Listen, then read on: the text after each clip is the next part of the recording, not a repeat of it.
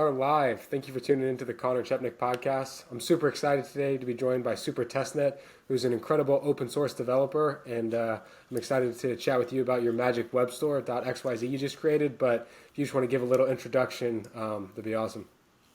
Yeah, thank you so much, Connor, for having me on. I'm Super Testnet. I'm the chairman of free and open source software at PubLab in Austin, Texas.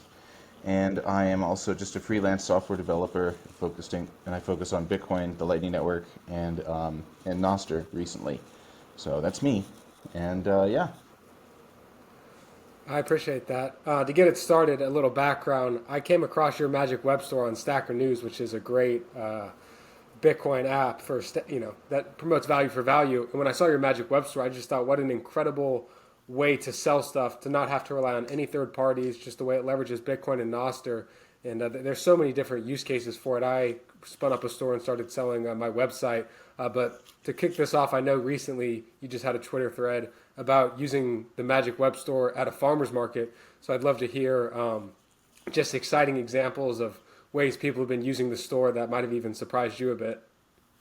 Yeah, the reason we did that is because we want, here in Austin, we're trying to grow a circular economy around Bitcoin, and we want to get merchants onboarded and accepting Bitcoin, like experimenting with it. And so we decided one thing we could do for that is to throw a farmer's market, because like street markets and such are very popular here in Austin. So we decided to do one, and we contacted friends and people we knew who go to these things, and we were like, do you want to have a booth at ours? And they were like, they were all like, sure, that sounds cool. And we used Magic Webstore as a point of sale system for them, so that they didn't have to really set anything up, because with Magic Webstore, within 30 seconds you can be selling products, and you can accept payments on Bitcoin, Bitcoin's base layer, the Lightning Network, and Cash App as well. So we set them all up with that, and everyone seemed to find it very intuitive. Like people who'd never used Bitcoin before, they set up their store, they were able to go through the onboarding process, and like pros, they were showing people the QR code and checking for confirmation, and it was easy. Like they didn't need any help or have any questions. It was intuitive for them. So it's really amazing to see that among people who've never even used Bitcoin before. I'm curious, in the development process, one of the things that I think is so cool about the Magic Web Store is the fact that in the URL, once you create a Magic Web Store, you can go ahead and share that public key, and that public key with inside the URL is how people can access and see the store. And it's very similar to Nostr in the sense, you share your public key on Nostr, but then if you actually want to move funds on the Magic Web Store, in the same way, if you want to sign a message or sign a note on Nostr or unencrypt your own messages, you have to have that private key. So I just thought that was such a cool way to go about it, having the public key and private key as the URL in the browser. And I'm curious how you got that idea. Well, I wanted it to be super simple to get onboarded. And one inspiration that I took as an example for that is LNBits. So LNBits is a web wallet for the Lightning Network that was created by a friend of mine named Ben. And when he created it, he did something that is at the same time inspiring and also was a terrible idea. So he made it so that when you visit this LNBits website, the first thing it showed you was like something that looked kind of like a login screen, but it just asked for what you want to call your wallet. And so people would type in a name there, and it would show them a wallet, and and they'd be like, oh, great, that's my wallet. But what would happen is they would X out and come back to the screen later, and it would ask them to type in their wallet name, and they would do that, and it would give them a totally new wallet, completely unconnected from the previous one, which would be very scary if you had put funds in that previous one. So what he was doing there was he made your password, essentially. He put it in the URL, and there was a pop-up that would tell you, your password is in the URL, so just like copy that and paste it if you want to go back to your original wallet. But people wouldn't do that. They would just like X out of the pop-up and then not realize that they had to save that piece of information. So I liked the idea of like giving people just one thing they have to copy paste in order to access their store, and it's for his it was a URL. That makes it very simple to not have to deal with usernames and passwords and like a database of records of what your users are. You really just have them control this one private key. So I liked that, and I wanted to do that, but I didn't want to have the confusion that people had with his shop, where they didn't realize they had to save it. So I made a very explicit part of my onboarding process. It generates your private key for you, and then it tells you, did you back this up? Did you save this? You need to save this in order to access your store. And then I have a login button, and the login button it's not actually logging you in. It's just a place for you to paste that private key. But then it takes you to your store, and so it kind of feels more familiar to people. It feels like they have to do something somewhat similar to a traditional login procedure, and that's saved people. No one has questions of like where their store went or anything on mine, like I've seen people have with LN Bits. So I think it's a better model. I completely agree, and I hadn't thought about it, but I love how you just described that, because when I try and explain Nostr to people, especially people who aren't quote-unquote orange-pilled, I often tell them, I'm like, imagine a protocol if you could take your Gmail username and password and port that over to Twitter or Facebook or Instagram or any app, and your Gmail login could go to anything. And I try and show them that Nostr is like that. You can take that private key and go anywhere. But I think people are not, at least who don't spend a lot of time in the space, they're not very used to it. They're used to the legacy system where you have a username and password. And when I was getting onboarded to the Magic Webstore, I just thought, you're right, it's such a seamless experience. Having that login button essentially give you an alert that says paste in your private key. It does feel a lot more like the legacy system, but it's instead of using usernames and passwords, you're just using a private key, which I think is, I love the way you went about and set that up. I think it's super powerful. Yeah, I do too. One of the things that I've noticed from the beginning about Nostr that's very powerful is that it's based on public key, private key cryptography, which is stuff that you can generate very quickly and easily in the browser, and that allows you to have like a very seamless or a much better login experience. In fact, it's not even a login experience. Like, you can create a website that automatically logs a user in without them needing to do anything. They don't have to touch anything. But the problem with that, even though it's really cool, is that it's very foreign to people, and they feel like if they go on a website and they're immediately presented with like the back end of it, they feel like something went wrong. They feel like I'm looking at something I shouldn't see. I haven't created an account yet, and so I wanted to sidestep that, because in my experience, I've made apps that do that, and people didn't like it because they were confused.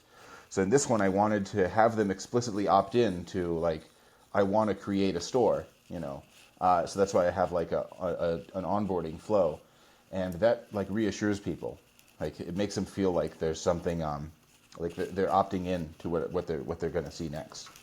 Yeah, absolutely. And to people listening, one thing I want to discuss is the trade-offs, because I think it's super cool having that public-private key, because you can just share that public key. And I think it's incredible that once you get funds in your Magic Web Store, you can immediately sweep them into a wallet where the private key isn't in the browser. Now, I don't think Google's coming after me by any means, but I guess the trade-off with having that private key in your browser is technically, if you're using Google Chrome or whatever browser you're using, that browser then has access to your private key via your history.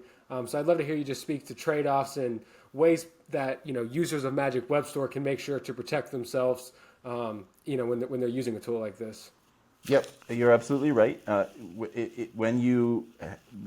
Any web wallet is going to do one of two things. It's either going to be custodial, and your private key is going to be stored on some server somewhere, or it's going to store your private key in your browser as a cookie or in local storage, or in my case in the URL.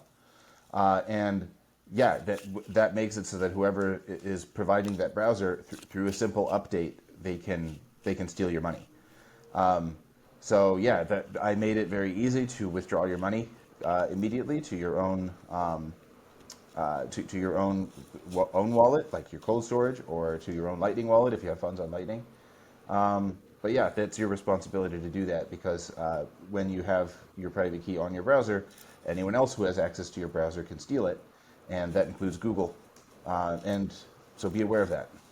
Yeah. 100%. And you can create as many web stores as you want, right? So say a private key got compromised, you start using a different browser, whatever it is, there's really no limit for someone. They can create as many Magic Web Stores as they want, correct?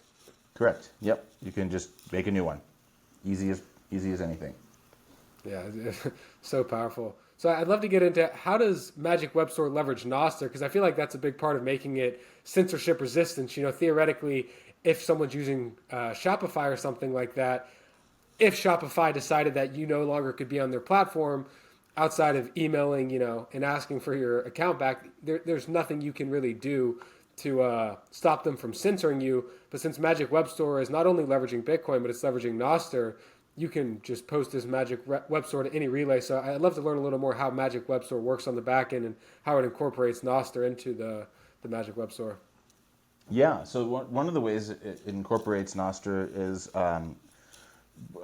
becomes clear when you look at your magic string. This is what I named your private key, because it's a lot longer than normal. Like a normal private key is much shorter than the one I use on Magic Webstore, and that's because it's not just your private key. It's also a set of Nostr relays that are hex encoded.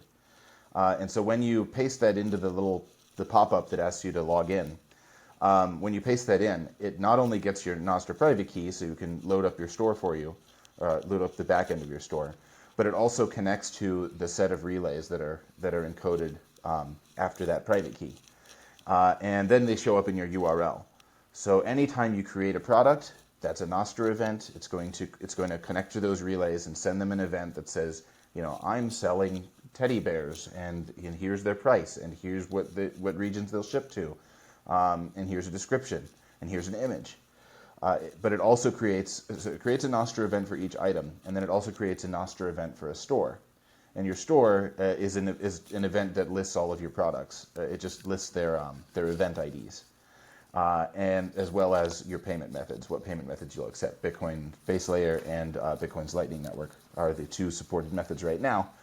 And then that also works with Cash App, because Cash App's homepage now lets you, or home screen lets you scan Lightning invoices. So yeah, that's what it does. And but when it creates those events, one for each product and then one for your store in general, it sends them out to all of those Nostr relays and gives you a public link that you can share with people so that they can find your store. And that link has the relays that you use encoded in its URL as well, so that when they visit your store, their browser will connect to the same relays you posted your store and its items on, and then they will download them from there and be able to view it and purchase them. And they also download your payment methods, like your Bitcoin address and your LNbits store URL, or your LNbits invoice key, so that they can generate invoices on your behalf and then check if they're paid. And yeah, that's how I leverage Nostr to make Magic Webstore a seamless experience where the only thing you need is your magic string, and that contains everything you need to connect to Nostr and everything you need to load up your store, and that's it. you just have that, and you have everything. Like a genie in a bottle. It's so powerful. And I got two quick questions. So the first one is, would it be fair to say every time you create a magical string, you're essentially creating a new Nostr account that is going to then post that event, that note? And then my second question, the follow-up to that, is there any value in, you know, I have a Nostr account with my specific public and private key pair. Would there be any value to using my Nostr private key and creating a Magic Webstore for my Nostr account that I typically use? You sure can. You can take any. You can generate a magic string and then replace the private key portion of it, which is the first 64 characters. You can replace those with your regular Nostr private key if you want to. But I don't. One of the things that I think is a mistake in Nostr development so far is having everyone log into every service using the same key pair. Because what happens then is if one website or service gets compromised and your private key gets leaked, you have to change your private key on all of the services that you use. So I am trying to move away from that model, and part of the reason why I don't have it so that you log in using your private key is so that I don't have your private key. And if my site gets compromised, you don't have to change your private key on any other thing. But what I want to do instead, the reason why people want to do that is because they want to have their store associated with their identity. They want it to do things like pull in their profile picture, pull in their bio, pull in their username, and say like, this is the store of Chep or Conor or whoever. And I want that too, but what I think there's a better way to accomplish that without making people risk their private keys on several different websites. And the way I want to do that is to let you authenticate your website using your Nostr private key. So like I want to have a button you can press that says like authenticate this store, and when you do that, it would pull up a separate like set of instructions that would say like sign a private or go to your regular Nostr account and sign this message with your regular Nostr account, or like send a DM to your store's public key from your regular Nostr account and authenticate yourself. And then once you do that, it will be able to go to your regular Nostr account's metadata event and pull in your bio, your profile picture, and your username, and say, hey, this is the first person who DM'd the store and said this is me, so that's who runs this store, and then you can show them your users those pictures and stuff. So that's what I want to do instead. That way, if you lose your Nostr private key, all you've got to do is say that's not me anymore. Or if you lose your store private key, you can just say on your regular Nostr account that's not me anymore, and you won't have to change that private key on several different services. I see. Does that make sense? So you can rest assured this way, if your Magic Web Store were to get compromised, that person, whoever compromised your Magic Web Store, wouldn't necessarily have access to your Nostr, and it'd be much easier to just basically generate a new Magic Web Store and then sign on that new Magic Web Store saying, this is my new Magic Web Store, only trust this one now because my last one was compromised. Perhaps a shorter way to express this is that in Nostr right now, most websites go under this model where every Nostr profile has one key pair. And I'd like to move to a model where every Nostr profile has multiple key pairs, a different key pair for every service. That way, if one gets compromised, not all of them get compromised. And I hope that is a shorter way of expressing that. No, that makes a lot of sense. And now I'm curious because I've heard a lot of people on Nostr, and I appreciate them bringing it up, using a tool like Nos2x, a browser extension. And I'm not totally sure how the technical side works, but as I understand it, using something like Nos2x, it makes it more difficult for a client to steal your private key if they were compromised. It provides a better security using something like Nos2x or an extension to verify that you have a private key and that you can unencrypt messages on a Nostr account. But what you were just speaking to also seems like, when you say multiple different public-private key pairs, do you imagine a situation where, like, depending on what client you're using, so I would use a different private key to log on to Damus than I might use to log on to Primal or Chlorocle or any other, Nostr client. I had never even thought about something like that. Is that possible? And what are the trade-offs if we switch to? It is possible, and not only is it possible, but you can also have them all authenticated using a primary key pair, like one that you keep in cold storage. And that way, that one never touches the internet, but you just sign some messages saying, this is me on Coracle, this is me on Iris, this is me on Damus, all different key pairs, but they can share the same profile picture, username, all that stuff can be identical because they're all pulling it from your cold storage public key.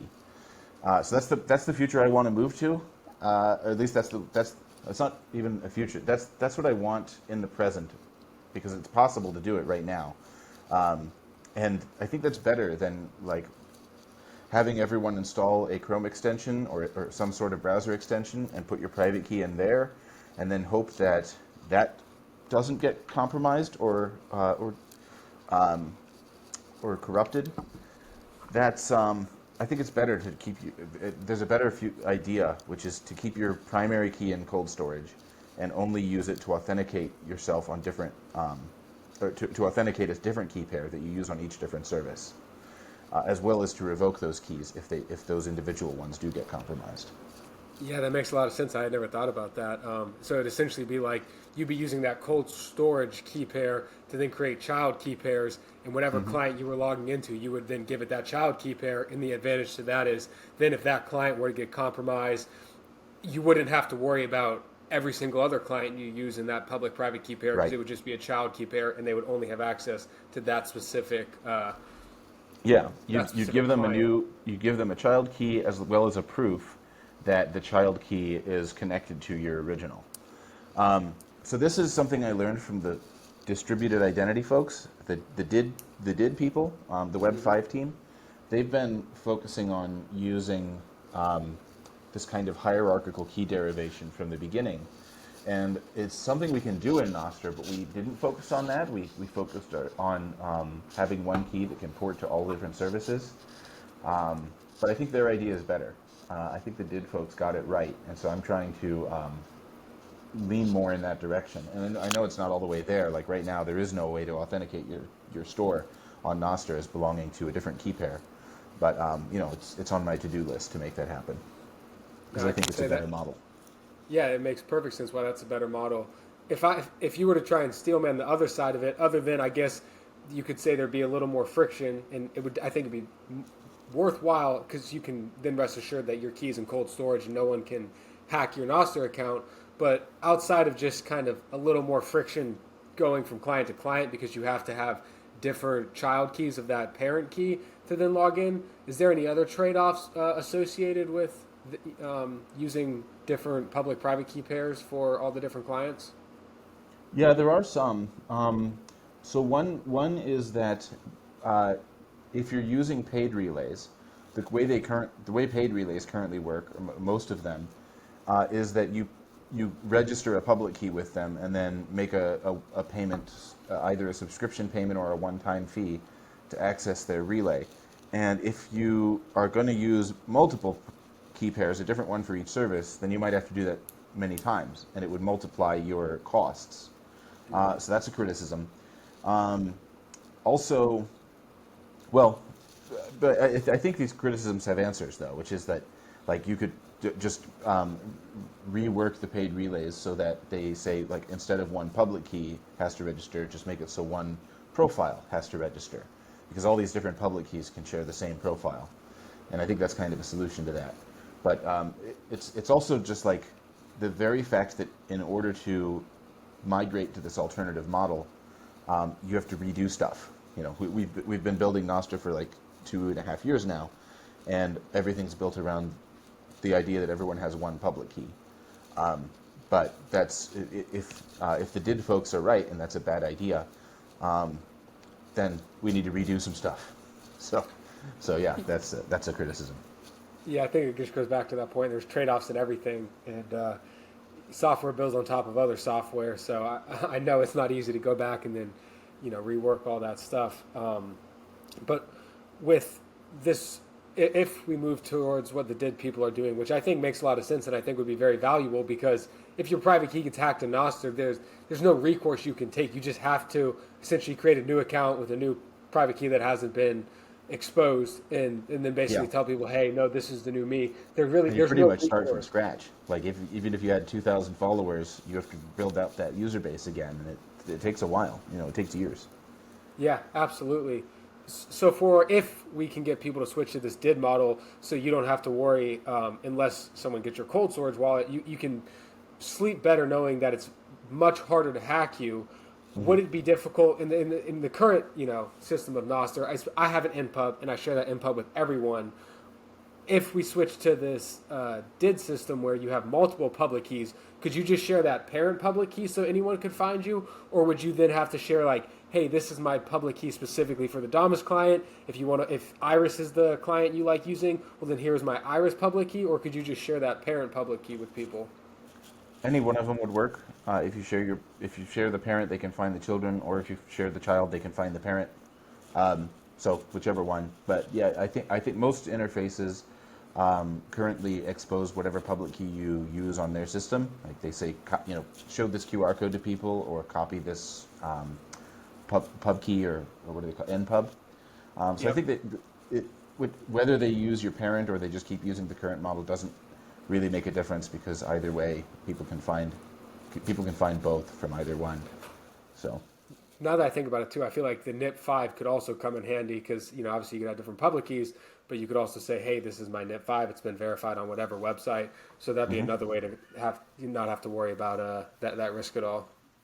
Yeah, I think NIP5 foresaw the possibility of having different public keys associated with the same identity because it supports putting, I believe it supports putting multiple public keys as, like, I am all of these people. I'm all of these pub keys in NIP5. So, yeah, I think there was some forethought put into that particular spec, which I appreciate. Yeah, I can tell you too, one of the coolest things is Nostr as a user is I didn't really start using Nostr a lot until, I guess, late 2022, early 2023. And just to see it constantly being developed on and to see the developers take the user feedback and try and incorporate it immediately and just to see how much it's improving, I think a lot of people get spoiled because we have these massive social media companies with a lot of money to spend on developers because they're getting paid so much from advertising. And, you know, you don't have the say, like, honestly, as well designed as Facebook is, I kind of thought there was something special to it when I was in like middle school and there wasn't ads and I could actually see what my friends were posting. Now it seems like on most platforms, you know, an algorithm's trying to just filter you stuff that provokes an emotion. So it feels very cool to see Nostr develop so quickly, but also see the developers care deeply about the user base. Whereas I think in our current, I should say our legacy social media system, I feel like it's become much more focused on generating advertising revenue rather than what these social media sites were like when they first set out, where you just got shown the content of the people you followed. Absolutely. One of my favorite things about being a developer is that you get direct feedback from your users immediately. Like, and with Nostr, it's particularly evident because it's a social network designed with communication in mind, or rapid communication in mind. So you get feedback right in your protocol. You know, I remember making a chat messenger once, and people showed up in the chat rooms and immediately started doing feature requests, and it was so cool. Like, I was just like, you know, banging them out the same day they'd make a request, I'd ship the feature, and it was a lot of fun. At the early days of Nostr were certainly like that, and I think it still is in many ways. Like I know William is very responsive to feature requests for Damus, and some of the other guys are as well. So I really appreciate that about Nostr. Same, and I'm a big. I'd say probably Damus is the number one client I use. So it's funny you say that because that's what makes me feel like the developer really does care deeply about what the users are doing and takes that feedback. And speaking to that point, I'm curious, what feedback have you gotten about Magic Webstore? I know we've discussed it a little, but I'd love to discuss it more. Kind of what you want to develop on Magic Webstore going forward, and what things have excited you most about the project. Yeah, so the one you mentioned is a big one. A lot of people want to authenticate with their regular Nostr key pair. So that's high on my to-do list. Another one that I personally, there's one feature that I personally want, which no one has requested yet, which is escrow. So one of the first things that people started using Magic Webstore for when I created it was they would create shops where they would sell fiat. So like two of my friends each created a store where they sell $20 bills, and you send them $20 in Bitcoin and they'll give you a $20 bill. And I've used both of their stores to buy those. And it's great when you're like standing there in person with them and you give them the sats and they give you the money.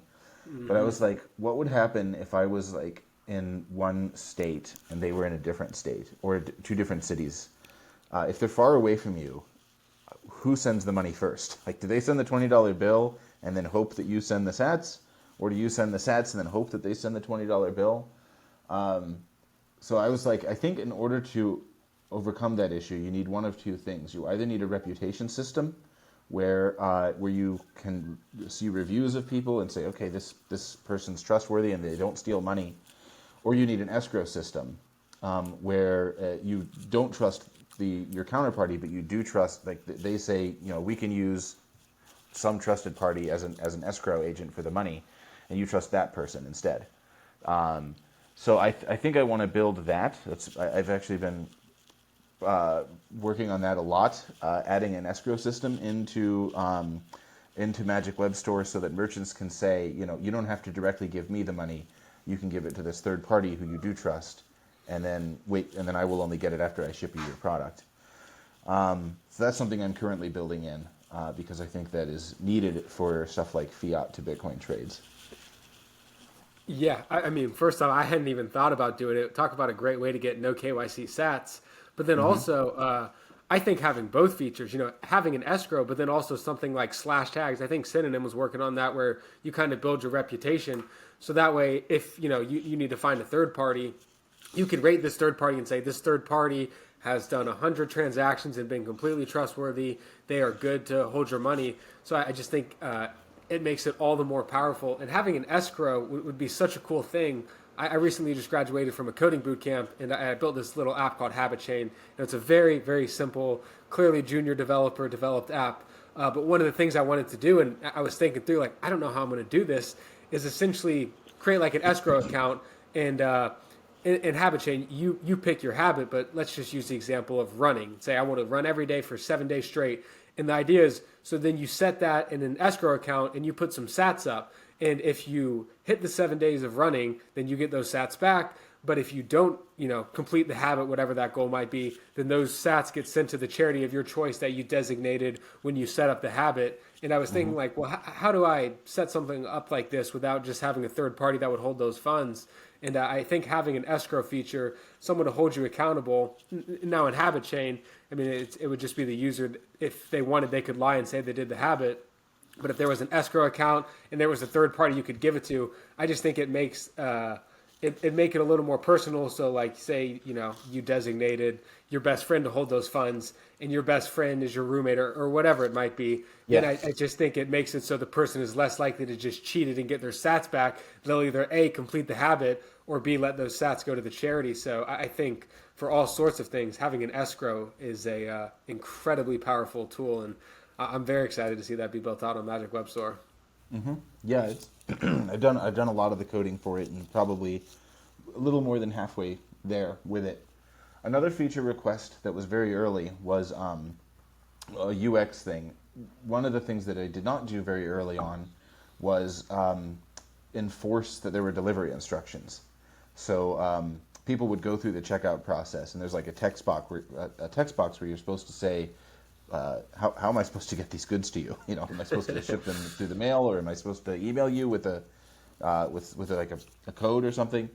And people would skip writing anything in there and just go and immediately pay. And then they'd be like, okay, I paid, but how do they get me my product? I'm like, well, you never filled out the thing where you said that.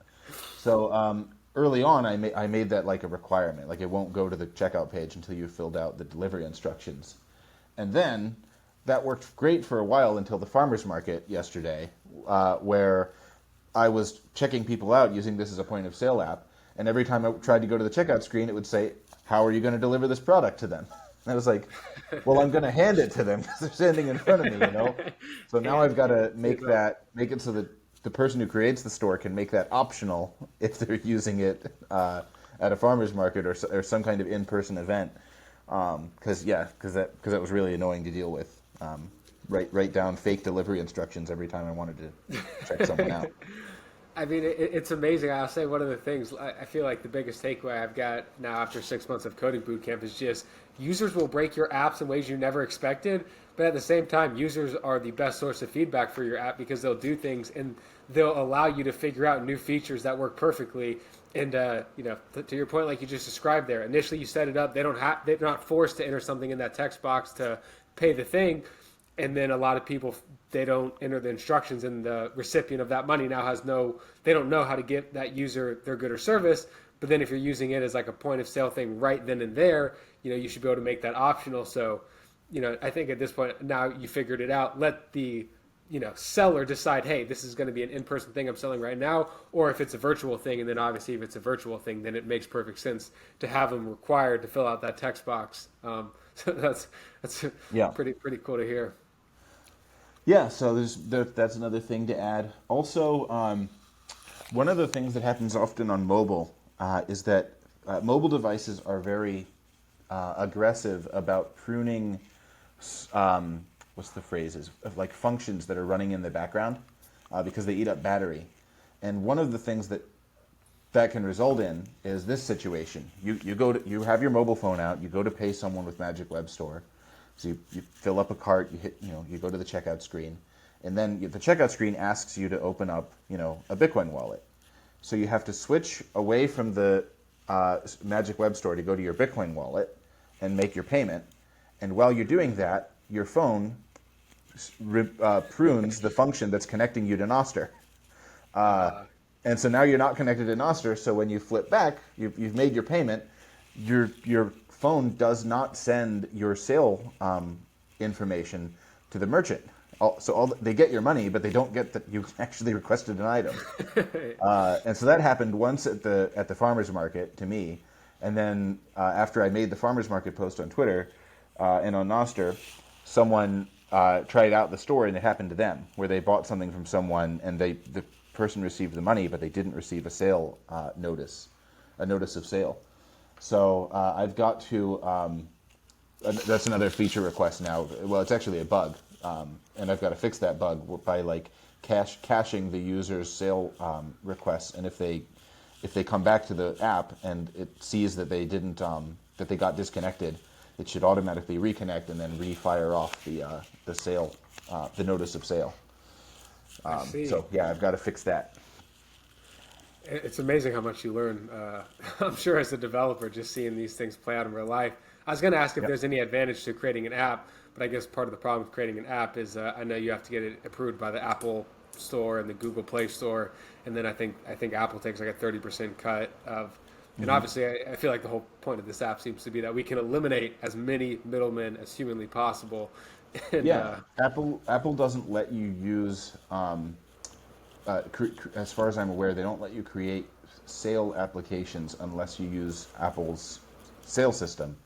And I don't. That's the whole point of this, is to not use Apple's sales system, or anyone else's. To get rid of third parties, 100%. So taking a step back, I'd love to talk a little bit about how you initially got into Bitcoin. Was it just being a developer, or what kind of intrigued you about this beautiful orange coin?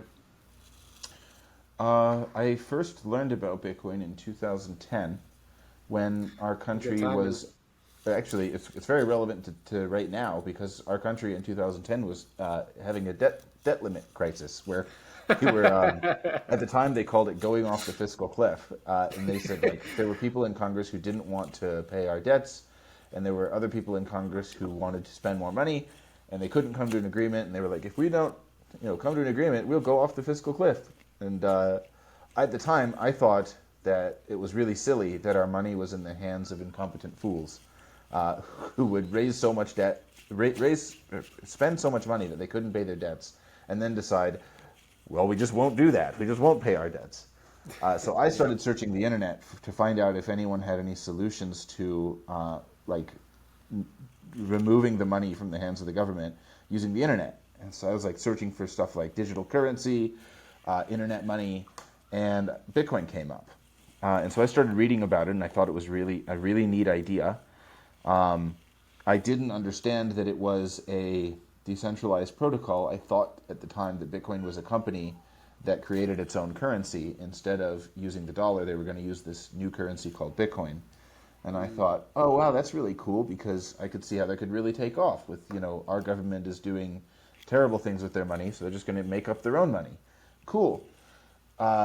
Later, I learned when the WikiLeaks scandal happened, there was this company called WikiLeaks who made an easy way for whistleblowers and governments to expose illegal things that were being done by their governments through leaked documents. And this company got deplatformed by PayPal and Visa, who they were using for donation processing. And the thing they moved to when that happened is they started using Bitcoin. And I learned at that time that Bitcoin was decentralized because Satoshi was very angry about this, but couldn't do anything. Like, he was like, this is really bad for Bitcoin. We're not ready for governments to come after us and try and shut us down. And that's what they're going to do. So he was like really worried, and he left the project. But it taught me a lesson that even the creator of Bitcoin couldn't control what people did with it. And so I really thought Bitcoin was interesting after that. Still didn't buy any until 2017. I spent 7 years following Bitcoin, checking out what Satoshi Nakamoto was saying, arguing with people about how altcoins are stupid, but never actually bought any until 2017. I finally bit the bullet and was like, I've got to have some. So yeah, I first bought Bitcoin in 2017. That same year I started learning to program. Before that I was an Uber driver. And in 2018 I began programming with Bitcoin and making Bitcoin applications. That's So, awesome. It's so funny to hear you say too how there were similarities with the debt ceiling, and then I remember reading like something about how Satoshi was scared because he thought governments would start attacking Bitcoin if WikiLeaks, you know, adopted it, and obviously at that point in time, Bitcoin was a lot riskier. There's been a lot more blocks added. There's a lot more history showing Bitcoin can work, but that same similarity of Satoshi really not wanting WikiLeaks to adopt this because he was scared that it would cause governments to attack it, but there was nothing he could do to stop him. Well, now we're seeing with Ordinals, and I wanted to ask you about Ordinals, and I feel like it's a similar parallel. There's a lot of, I guess you could say, maxis who are upset about Ordinals because they feel like, I mean, it is making the fees a lot more expensive, and then I guess there's an argument to be had that, well, that's good for the miners that fees are more expensive, but I also can appreciate the other argument for people in the global south who might not be able to pay these fees. I know there's Lightning and other solutions that people are working on. I think Baruch just had a really exciting one with ARK. But I understand, it's just back to trade-offs. But I'm curious your thoughts on Ordinals, and I feel like there's such a similarity to Satoshi being upset about the fact that WikiLeaks was going to use Bitcoin and there's just nothing he could do to stop it, and it's kind of the same idea with Ordinals. Whoever's upset about it, well, you can't stop it. Bitcoin's a permissionless protocol, so it is what it is. Yeah, so when it comes to ordinals, I like to remind people of the difference between ordinals and inscriptions. Personally, I think ordinals are quite cool. Ordinals are an accounting system that pretends that every Satoshi has a serial number, which is issued to it in the order in which they're created, and then it just sees where they are. You once you pretend they all have serial numbers, you can actually track how they move and see like, oh, this very early Satoshi is now in this person's wallet. And I think that's really cool. Like just by pretending these things have numbers, there's new insights come out of that. And it doesn't he didn't have to do anything on the blockchain or put any data anywhere to do that. He just was like, look, if we pretend they all have numbers, this is what happens. And I like that. I like stuff that doesn't need a change in order to bring new functionality. But then there's inscriptions, which are, in my opinion, a very silly thing to do with Bitcoin. So with inscriptions, they use the fact that every Satoshi has I was about to say the fact that every Satoshi has a serial number. The theory that every Satoshi has a serial number, they use that to then inscribe data about them. Because you've always been able to put data on Bitcoin's blockchain, but it wasn't associated with a particular Satoshi before. So they defined a protocol for doing that, for uploading data to the blockchain and then declaring essentially that what Satoshi it's connected with. And if you do that with images, for example, now you can transfer around that Satoshi, and the recipient's wallet can pull in the image and say, now you own this image.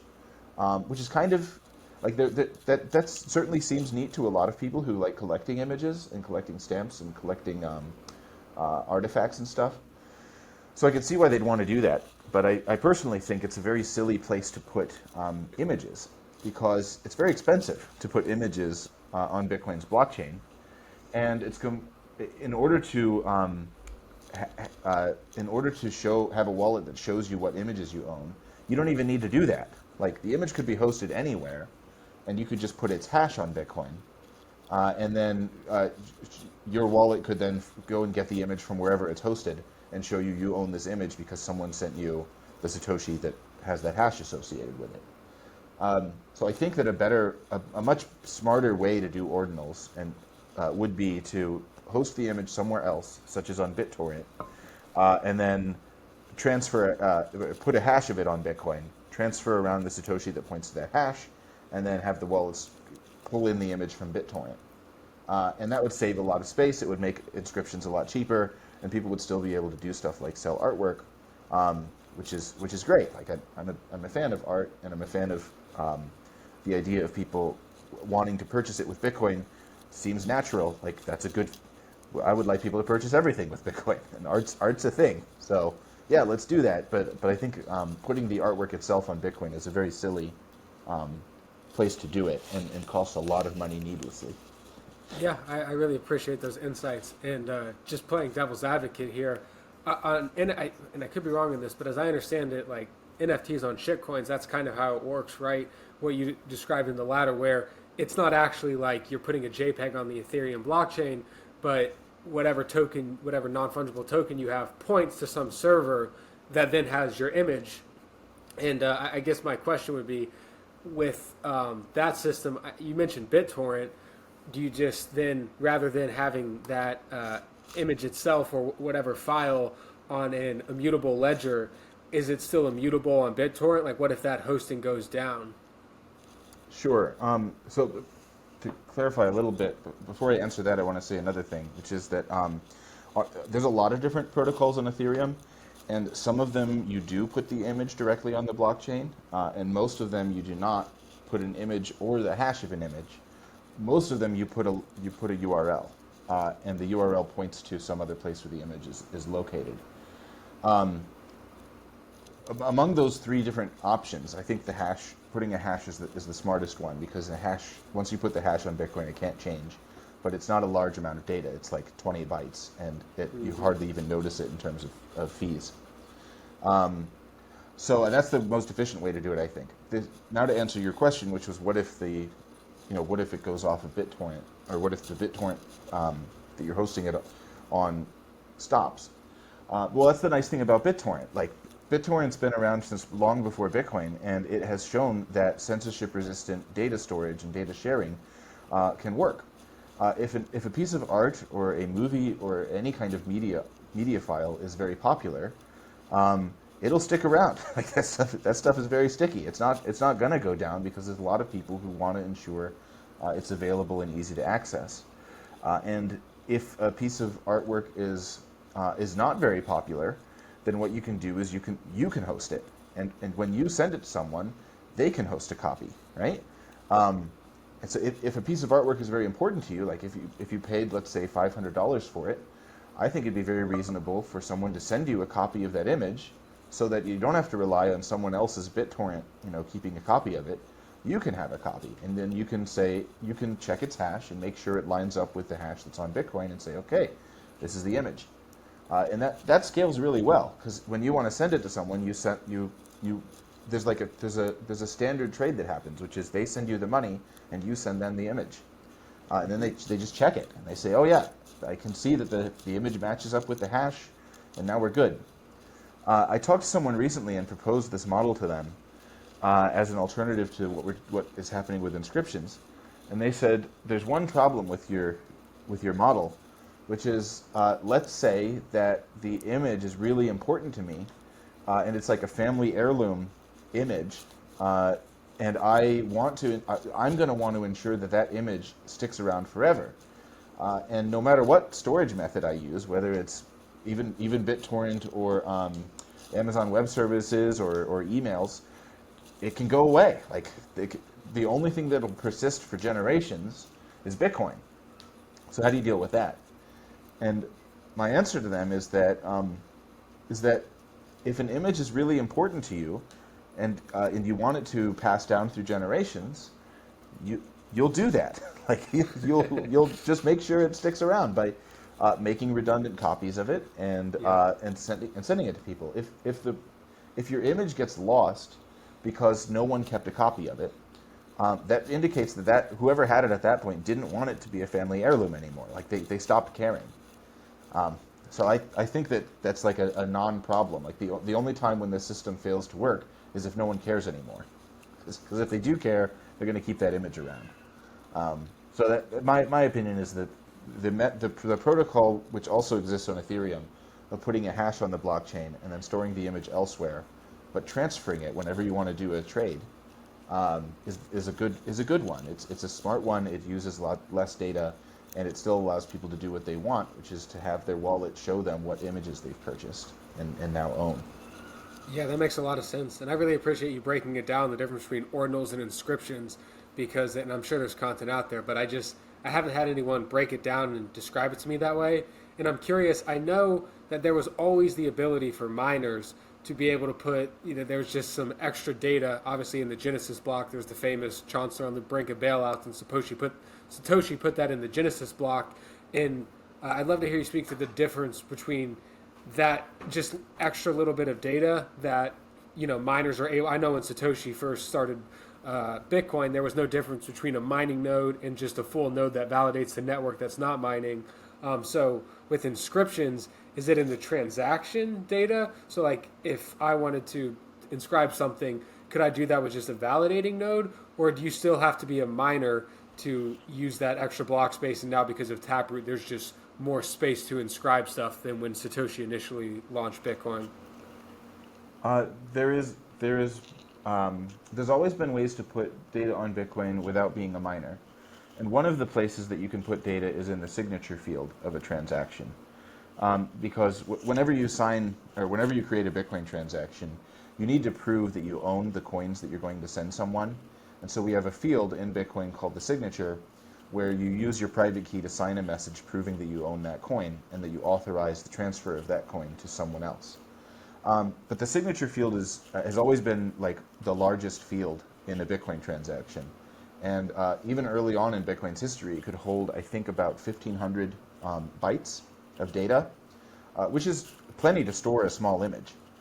So what you can do with the signature field is you can put an image inside of it and then use a command called op-drop, which removes the previous element or the previous item in the signature field, and that way it doesn't affect. The image will still go on the blockchain, but it'll be dropped from the execution instructions, and it won't actually be.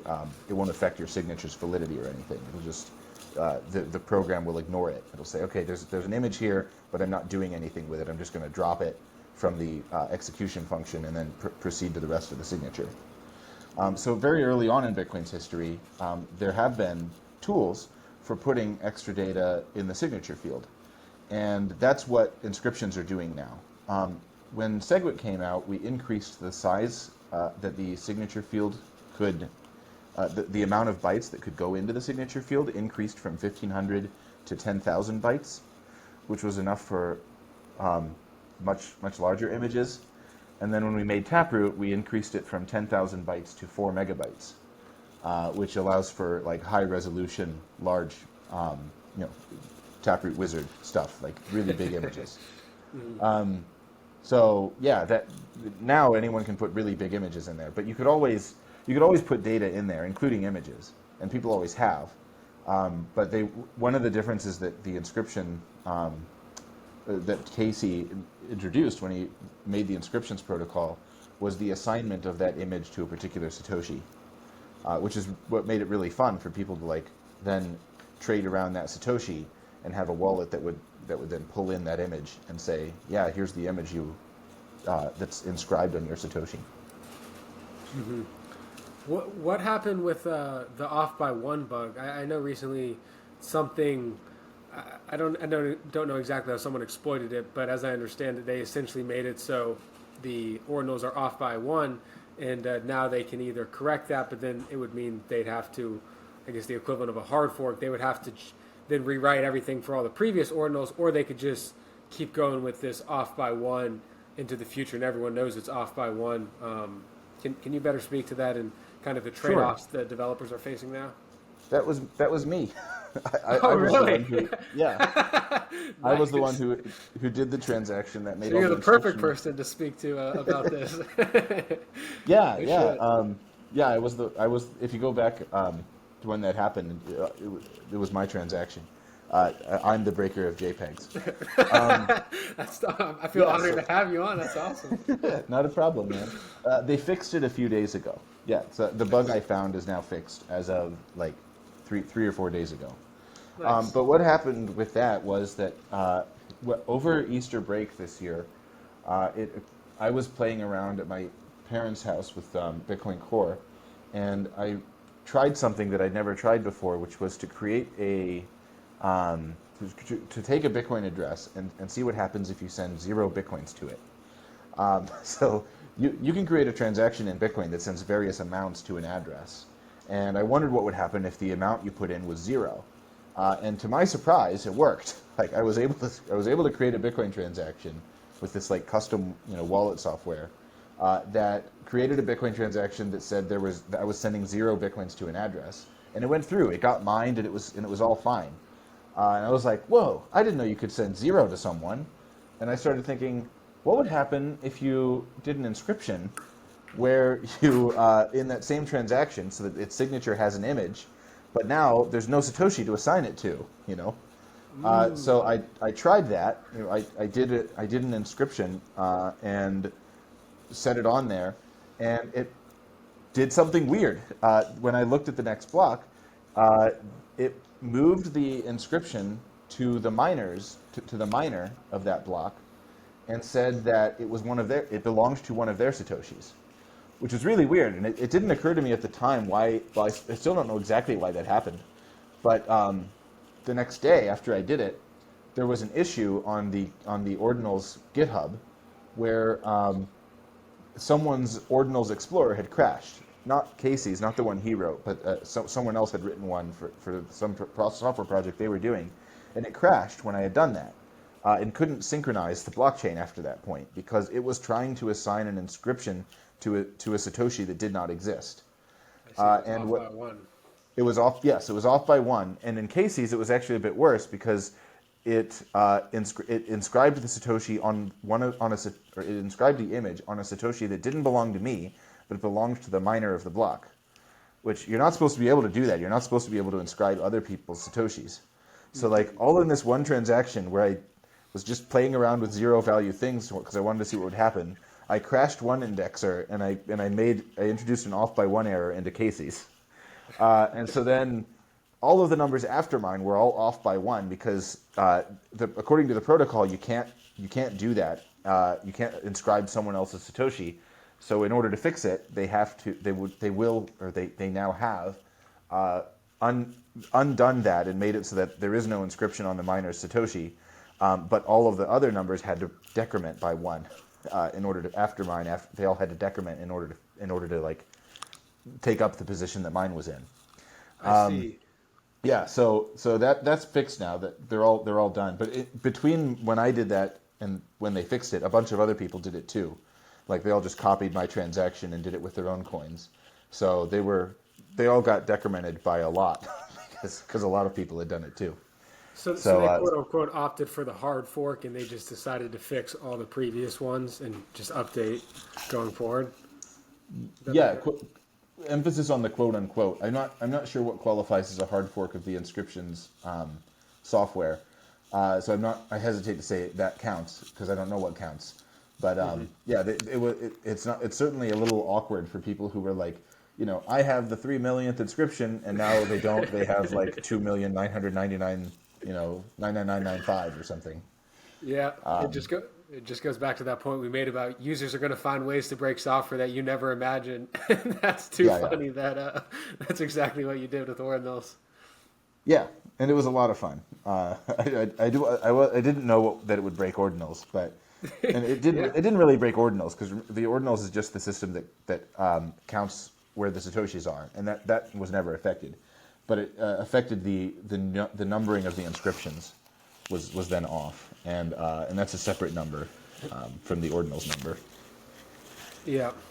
Well, the last question I want to pose to you, and I had someone actually ask me this the last podcast I did. They said, how will the most number of people get onboarded to Bitcoin? And my answers were basically A, pain, so inflation is just going to cause more people to look for something like Bitcoin. I think B, and this is exactly what you're doing, it's just better tools. I mean, stuff like Magic Webstore is so easy to use that it, shows people the value of Bitcoin. And then I also said C, I think just the current people in power dying and, kids growing up who grew up in a Bitcoin world who are just going to refuse to go to a bank. They're going to just be digitally native first. Having wallets and scanning QR codes is going to be second nature. So I think part of it is just older generations who are used to legacy software dying off and kids nowadays growing up in a technology first world adopting it. But I'm curious, how would you answer that question? How does Bitcoin reach mass adoption in the future? On our current trajectory, I don't think we will. Depending on what you mean by mass adoption. from one perspective, Bitcoin has already reached mass adoption. Like it's already used to settle $1 trillion of value per year. And if that's not mass adoption, I don't know what is. That's an excellent point. But on the other hand, it's not used by most people. It's used by like a minority of people in most countries. And on our current trajectory, or the way Bitcoin currently works, I don't see how we're going to change that. Because right now, in my experience, it's a lot worse in terms of user experience than using something like a Visa card. So I have a couple of nephews who I onboarded to Bitcoin when they were 8 and 7 years old apiece, and my hope was that and I got them on the Lightning Network and I've helped them learn how to use Bitcoin. I've taken them shopping with Bitcoin and helped them buy stuff with it, and I had high hopes that they would find that Bitcoin is much easier than using a bank account, and that when they get to be 15 or 16 and start to get jobs, they wouldn't want fiat. They would want everything in Bitcoin. But to my surprise, that's not what happened, because the one who was 8 years old then is 15 years old now, and he is old enough to get a bank account on Cash App, and so he did, and he prefers that a lot. Like he likes using that way more than he likes using Bitcoin. So like when I gave him his Christmas gift this year, I gave him $25 in Bitcoin, and he immediately requested. He was like, "Please don't send it to my Bitcoin address. Please send it to my Cash App so that I can turn it into dollars, because I want to go see a movie with my friends, and then I can use their Cash App card to do that." And I did, but it was heartbroken a little. I was like, I hoped Bitcoin Don't would sell. beat. Yeah. I know. I was like, I hoped Bitcoin would be the one you'd prefer, but it wasn't. When he came of age to have a bank account, he wanted that because that's what the movie place accepts. And honestly, it's just hard to beat the user experience mastery of Visa and MasterCard. They've really got it on lock, where you go to a store and you tap the thing, and 2 seconds later it says payment confirmed. That's an excellent experience, and even the Lightning Network is not as good as that. It takes sometimes 30 seconds for me to open my wallet and type in the PIN code and get everything ready to do a payment. So I don't think we're there, and on our current trajectory, I don't see how we get there. I don't see how we defeat PayPal and MasterCard and Visa without building the better tools. So yeah, that's the only. Your second one was we have to make tools that are better, which is what I'm trying to do with stuff like Magic Webstore. I do think it's a better e-commerce site than any other e-commerce site. But I don't think we're there with payments yet. Our wallets are not as good as the fiat wallets. So we just got to keep build better stuff, and if we can make it so that it's better than using Visa and MasterCard, then I think people will like it better. But we got a long way to go because they're really good. Like those payment apps are excellent, and we're not there yet. Ours are not excellent. I agree. You made so many good points there, and I don't think it's that your nephew necessarily thinks fiat's better than Bitcoin. It's just like, well, fiat has more utility to buy goods and services, and I think that's why Magic Webstore is so important, because it allows more goods and services to be bought and sold with Bitcoin. I don't think the movie theater's installing anytime soon, but if you're at a farmer's market or something like that, it makes it a lot more likely for people to accept Bitcoin for their goods and services. And I'm curious too. It's not true. The movie theater, AMC theaters accepts Bitcoin directly. Did you know that? I didn't. If you go to AMC Theater's website right now and you go to buy a movie, you can check out with Bitcoin and pay it. You can even use the Lightning Network. Really? Wow. Yes, you can. The last 4 times I've gone to AMC, I've paid with the Lightning Network for my movie and for my drinks and for my popcorn and my food and stuff. But it's still not as good. It's just not as good. Like even my friends, even though they know that, they still prefer to go on the website and buy with their credit card, because credit cards are just easier to use than it is to use a Lightning wallet. With an exception, there was one exception recently. I had a friend from Germany who was visiting Austin, and when we went to go see a movie, he couldn't pay with his German credit card. He tried like all four different payment processors they supported. They had PayPal, they had Stripe, and they had like two other ones. And all of them rejected his German credit card. And then he was so frustrated, he threw up his arms. He's like, "Why can't they just accept Bitcoin?" And I was like, "They do. Click this button." I showed him the one to click, and then he was able to pay with the Lightning Network to buy his movie ticket, and it was great. Then we all went to see the movie. But yeah, like there's an example where Bitcoin actually is better than the alternatives. It's for international stuff. So yeah, there is hope yet that we can overcome them. No, that's really. I mean, A, that's cool to hear that AMC is accepting Bitcoin, but then B, yeah, if you're traveling, no longer do you really. I mean, I guess it depends on where you shop, but if the place accepts Bitcoin, you can not have to worry about foreign exchange. And I know a lot of times those forex exchanges take ridiculous cuts and give you unfavorable exchange rates. And then what was I going to say? There was one more point I wanted to hit on that you made about. Or say what you're going to say. I'm sure it'll come back to me in 1 second. Bitcoin is awesome, and I think the way we get mass adoption is by building better tools than our opponents have. Although payment apps, it'll be particularly hard because Visa cards are really, really good experience in my estimate. I remember exactly what it is. You're right. Tap to Pay or Apple Pay is just seamless. I mean, it is so fantastic and easy to use. And I wonder at some point if Apple and whatever credit card processor they're working with, Visa, MasterCard, will just go ahead and integrate it. So imagine if, Apple, I'm sure, could integrate Bitcoin into their wallets, and then you could do a tap to pay with Bitcoin. And I would be surprised if at some point in the future they didn't integrate something like that, because what makes it so seamless is like the multiple third parties in the back end working to handle that. It's not like, you do tap to pay and that transaction is instantly settled. No, it has to go through a bunch of different processes. If it's a credit card, it might not be settled until 3 months out, but in that moment it appears settled to the end user. So I'm curious, do you think that Apple, and I guess I don't have an Android phone, but I'm sure there's Google Pay. Yeah, do you think at some point, do you think they integrate something like that with Bitcoin? Yeah, I think it's likely they probably will try it. But if they're using the Lightning Network, I don't think it'll be widely used. Because the Lightning, at least in my experience, when I use a Lightning wallet to pay for something, it's usually not instant yet. For me, it's not even, it's about a minute. When a typical Lightning payment for me takes about a minute from the time I hit send to the time it goes through. And it's a lot easier if you're using custodial wallets like Wallet of Satoshi.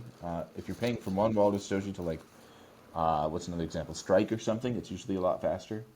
But it's just there's no reliability there on payment speed. It might be really fast if both parties are using a custodial wallet, or it might be really slow if they're not.